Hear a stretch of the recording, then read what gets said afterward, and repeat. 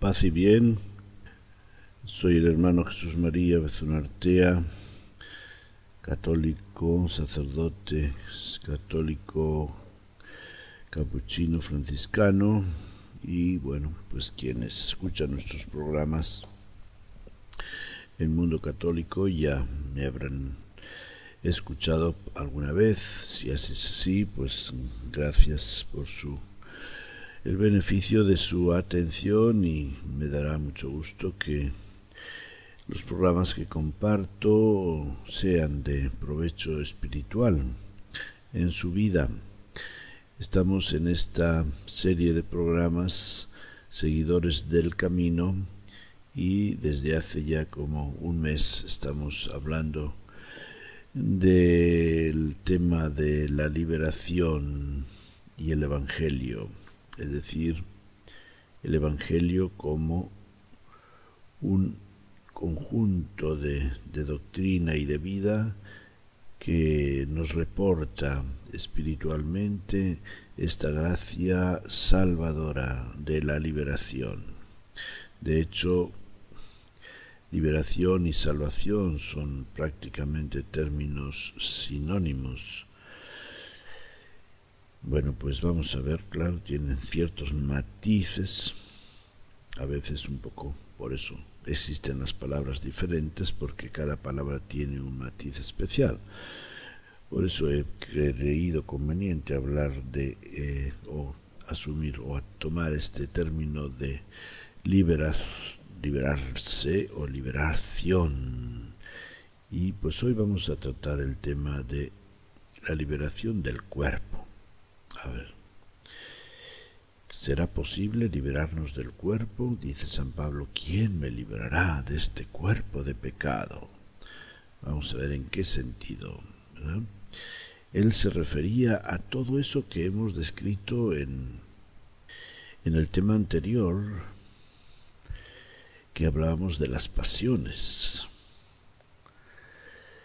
Pasiones que se ven expuestas y provocadas por el mundo externo por medio de los sentidos corporales: vista, oído, olfato, gusto y tacto.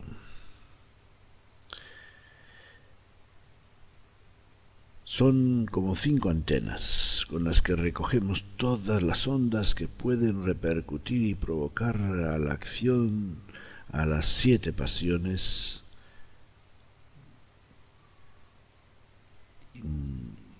que están dentro de nosotros. Tanto en la Biblia como en otras fuentes de la espiritualidad cristiana se ha desarrollado una ideología muy negativa hacia el cuerpo. Quizá para las generaciones jóvenes esto suena extraño, porque no han conocido esta ideología tan negativa. Pero digamos que hasta hace unos 30, 40 años así ha sido, y durante muchos siglos se ha visto el cuerpo, como el hermano o San Francisco lo dice, como el hermano asno, y quizá peor, como el instrumento de la carne, que se consideraba uno de los 3 enemigos, o se considera en el catecismo uno de los 3 enemigos del alma, cuando se identifica el cuerpo, la carne, con las pasiones ya mencionadas. Aunque en el credo profesamos que Cristo murió por nosotros y por nuestra salvación, en el pensar de los predicadores moralistas, quien era considerada en nosotros como objeto de la salvación era nuestra alma. Cristo, se decía, murió en la cruz para salvar nuestras almas, para salvación de nuestras almas, e incluso Cristo, se oía decir más bien, hubiera dado su vida por la salvación de una sola alma. Bueno, ¿y qué pasa con el cuerpo? ¿Ya? ¿Lo dejamos que se pierda? Obviamente que había cierta incongruencia, puesto que el alma era la víctima y el cuerpo era el verdugo. Si había que proteger a la víctima, también convendría convertir al verdugo. Sin embargo, esa mentalidad pecaba de un espiritualismo que ignoraba a la persona como tal en quien habitaba esa alma, a quien esa alma daba vida.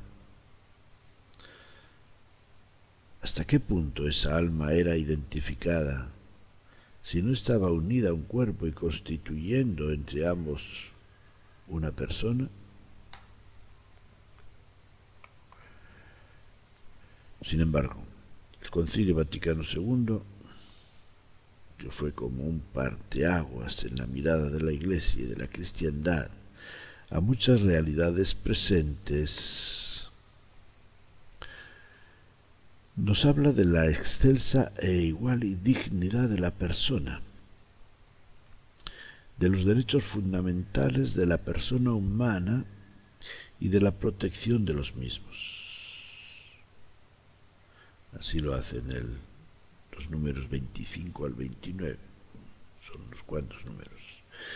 Y redundando en este reconocimiento de la dignidad de la persona, gracias a su inteligencia, por la que puede conocer la verdad y la sabiduría, dice el mismo documento: la naturaleza intelectual de la persona humana se perfecciona y debe perfeccionarse por medio de la sabiduría, la cual atrae con suavidad la mente del hombre a la búsqueda y al amor de la verdad y del bien.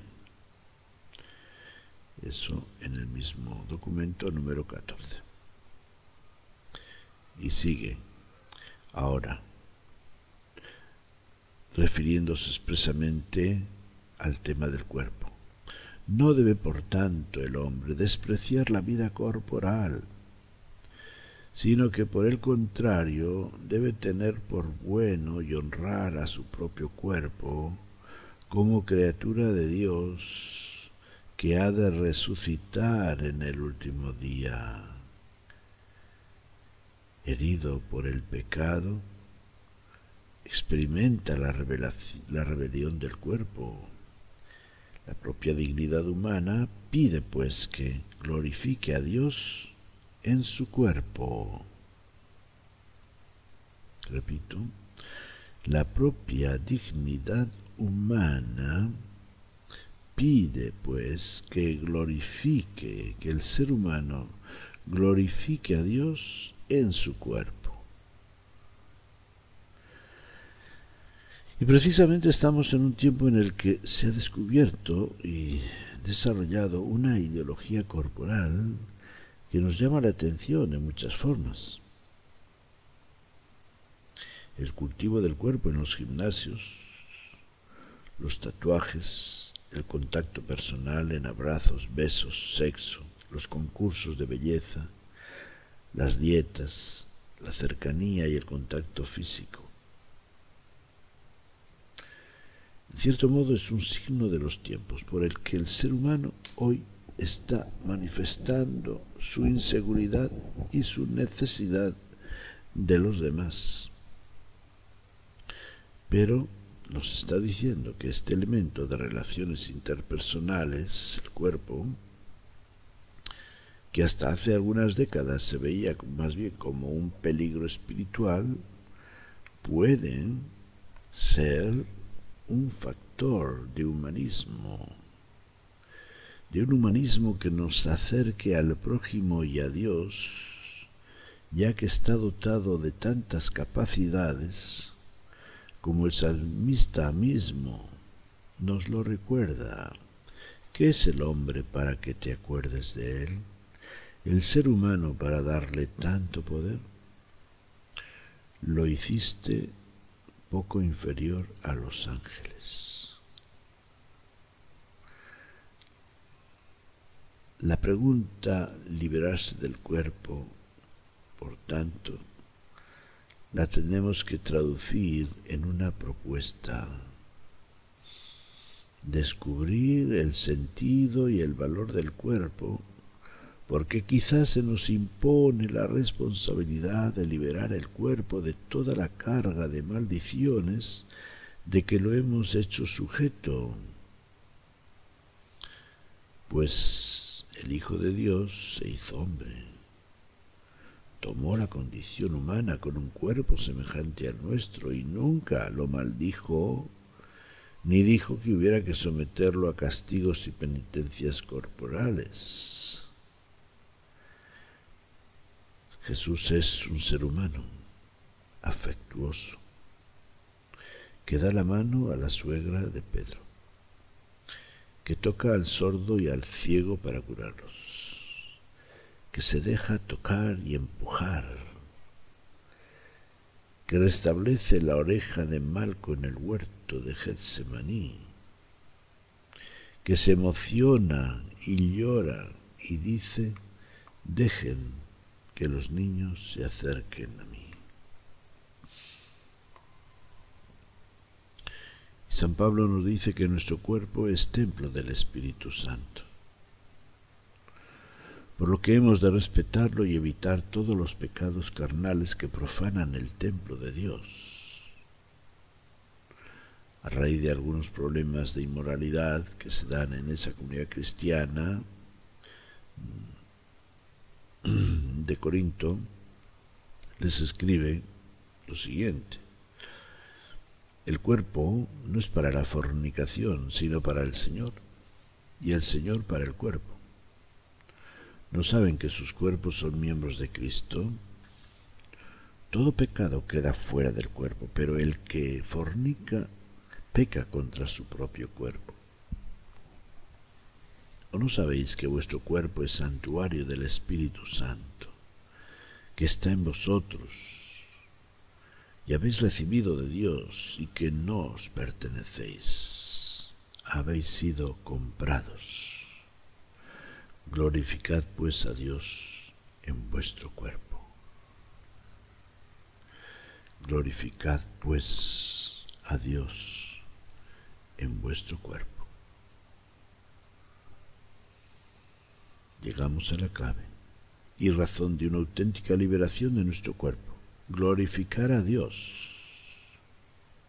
Cuidar la salud para trabajar y satisfacer las necesidades, para servir a los demás, para vivir todo el tiempo que en su plan Dios nos conceda. Desarrollar y cuidar el cuerpo con una sana alimentación y el ejercicio físico conveniente. Darle el tiempo necesario para el descanso y para el ocio. Que el cuerpo sea medio y vehículo de relaciones humanas respetuosas y propias. Respetar la integridad física de los demás, procurar el desarrollo corporal integral de los niños, evitar los abusos en la comida y bebida, evitar sobre todo el uso de drogas que dañan la salud del cuerpo, que la belleza corporal, igual en hombres que en mujeres, sea una forma de mostrar la belleza del ser humano y de su creador, un reflejo de la belleza divina que haga más agradables las relaciones y encuentros humanos. Glorificar a Dios con nuestro cuerpo. En esta lista de acciones, de actividades, de manifestaciones de nuestra vida corporal, podemos descubrir cómo el cuerpo es un vehículo de bien. El cuerpo tiene, obviamente, una misión excelente como instrumento de esa alma que Dios nos ha dado y que nos hace seres a imagen y semejanza suya. Porque esa imagen y semejanza divina en nosotros no se refiere a la imagen física de nuestro cuerpo. Dios es espíritu. No podemos imaginarnos a Dios en el cuerpo de un hombre o de una mujer o de cualquier otro ser de ninguna especie. Si es que hubiera otros seres creados a su imagen y semejanza. La imagen y semejanza de Dios es la imagen espiritual que se manifiesta en nuestra vida a través de actividades espirituales.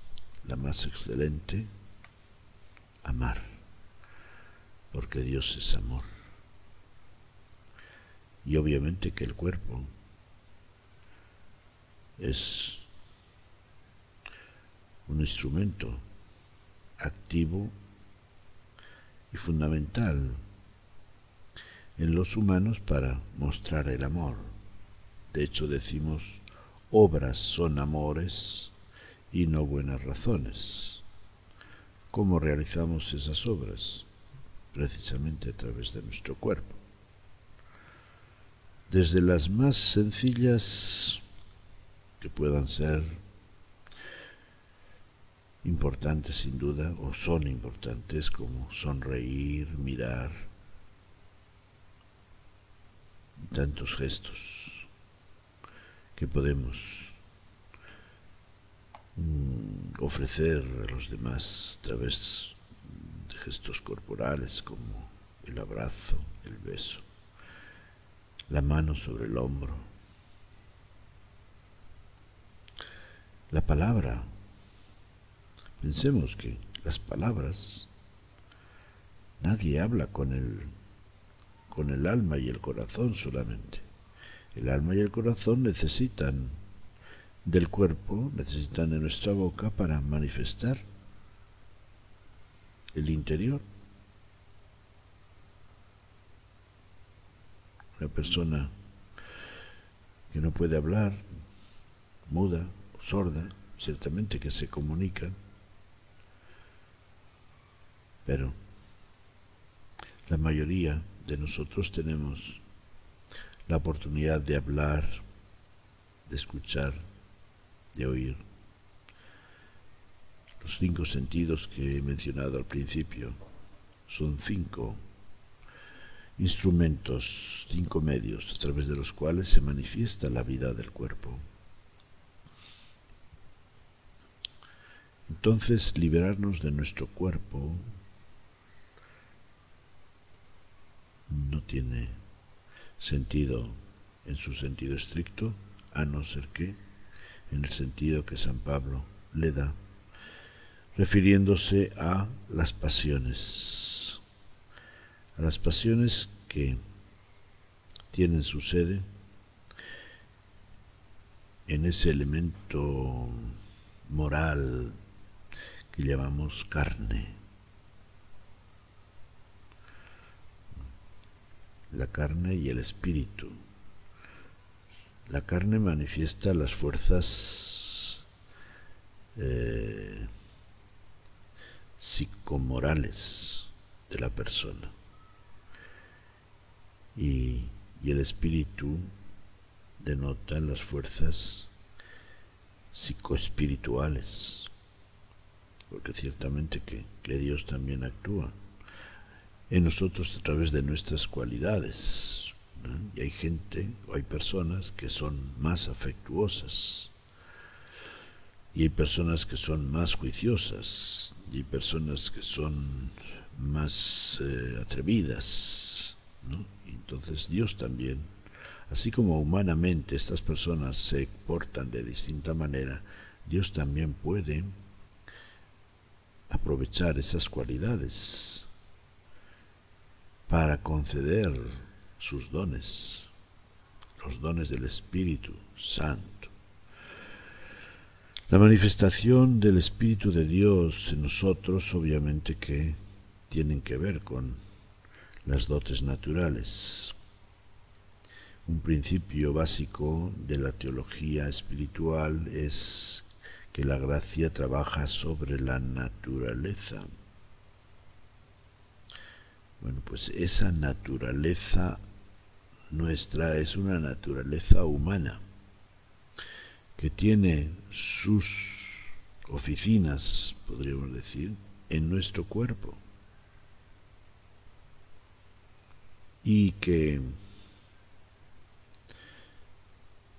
echa mano de todas las facultades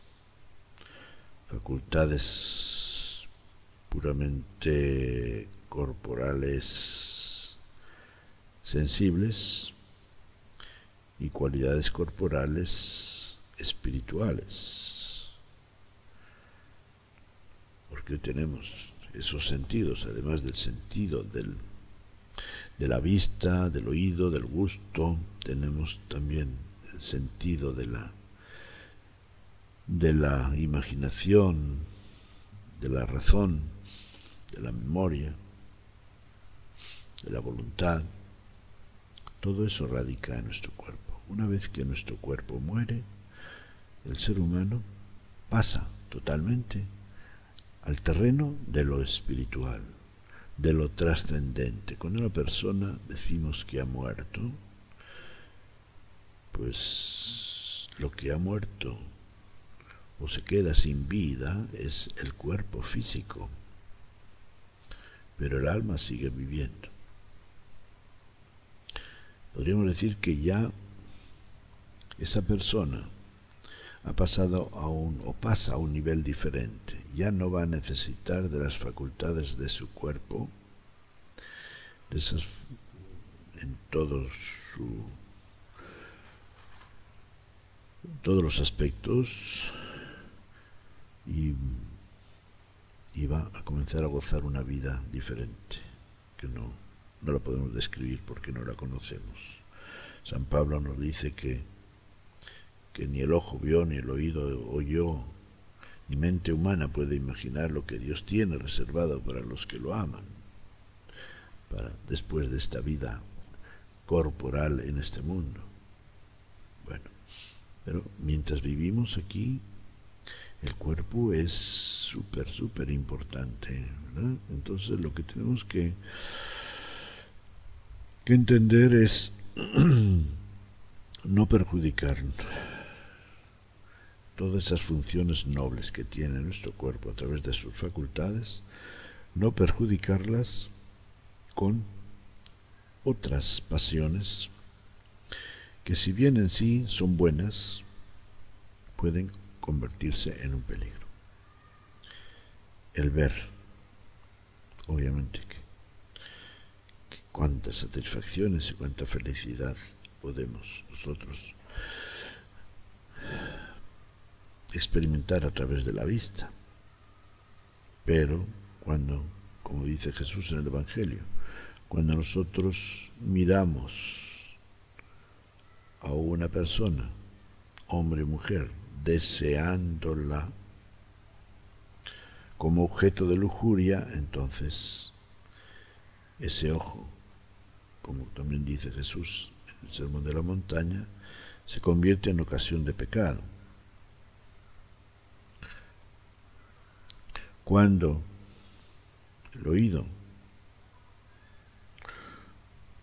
lo usamos para las funciones normales de nuestra vida, nos damos cuenta de la importancia que tiene para comunicarnos con los demás a través de lo que ellos nos dicen, a través de tantas melodías como podemos escuchar, etc. El olfato pues también es un servicio importantísimo, ¿no? Podemos oler, por ejemplo, el perfume de las flores, perfumes exquisitos que el hombre crea a través de su ingenio y otros perfumes naturales, súper agradables, pero también hay olores desagradables y sobre todo peligrosos. Ciertos gases también producen un olor que nos sirve de guía para decir apártate, ¿no? Por ejemplo, si tenemos un aparato que se alimenta de gas, entramos en una habitación y si huele fuertemente a gas, nos está advirtiendo que hay un peligro, o que quizá ese gas se quedó abierto y hay que cerrarlo, o que quizá podría haber un peligro inminente de una explosión. El gusto, también, el Señor nos ha dado la oportunidad de gustar los alimentos y a través de los cuales nosotros valoramos la necesidad de alimentarnos. Una persona enferma que ha perdido el gusto por los alimentos, por la comida, pues ciertamente está pasando por una época difícil, por una crisis, y esperamos que pronto la supere, porque de lo contrario pues hay que estarle forzando. Come, que tienes que comer, ¿no? Pero es que no tengo ganas, pero es que necesitas comer, pero es que no me apetece, etcétera. Muchos de nosotros hemos experimentado este problema con algunas personas, o quizá lo hemos experimentado en la propia vida. Por eso Dios nos ha dado ese gusto por los alimentos, puesto que necesitamos alimentar nuestro cuerpo. Y luego el tacto. El tacto pues es también tan importante en nuestra vida para saber, ¿no? Por ejemplo, el tacto me da la oportunidad de ver si una cosa está fría, si una cosa está caliente, y por tanto si la puedo tomar con las manos. El tacto también es una forma de comunicar a una persona el afecto y el cariño que le podemos tener en un abrazo, en una caricia, pero también puede ser una falta de respeto, una falta contra la integridad de otra persona cuando la golpeamos, cuando la tocamos de una manera irrespetuosa. Obviamente que todo aquello que pueda tener un aspecto negativo en el uso de la vista, del oído, del olfato, del gusto y del tacto, en ese sentido podemos hablar que es necesaria una liberación. Por ejemplo, el gusto, así como tenemos que animar a una persona que no tiene gusto para comer, a otras personas las tenemos que recomendar que tengan moderación en su alimentación, porque es que les gusta tanto todo, tienen un gusto le encuentran a todo un gusto tan sabroso que, pues, ya saben, cuando comemos más de la cuenta, también eso perjudica a la salud de nuestro cuerpo. Entonces, pues tengamos en cuenta cómo el Señor ha dotado a nuestro cuerpo de sentidos, de facultades, de capacidades, cualidades, de miembros, y con todo ello hemos de saber glorificar al Señor, dar gloria al Señor. Para ello, para concluir, dos formas sencillas es hacer aquello que sabemos que Dios quiere o que a Dios agrada en nuestra vida. Y segundo, servir a los demás en lo que nos necesitan. Todo eso que nos abre un horizonte amplísimo de acción en nuestra vida serán las dos vertientes, los dos raíles, los dos caminos por los cuales podemos llevar a cabo esta gran tarea que dignifica nuestra vida, que da sentido a nuestra vida, que es glorificar al Señor. Porque, como aprendimos desde niños, en este mundo estamos para eso, para conocer, amar, servir y dar gloria a Dios. Pues que el Señor los ilumine tanto en un aspecto como en el otro, tanto en el aspecto positivo como en el negativo, para que, sabiendo por una parte liberarnos de lo que nos dificulta y promoviendo lo que nos ayuda, hagamos de nuestra vida un instrumento, un medio constante, diario, de la gloria de Dios. Paz y bien.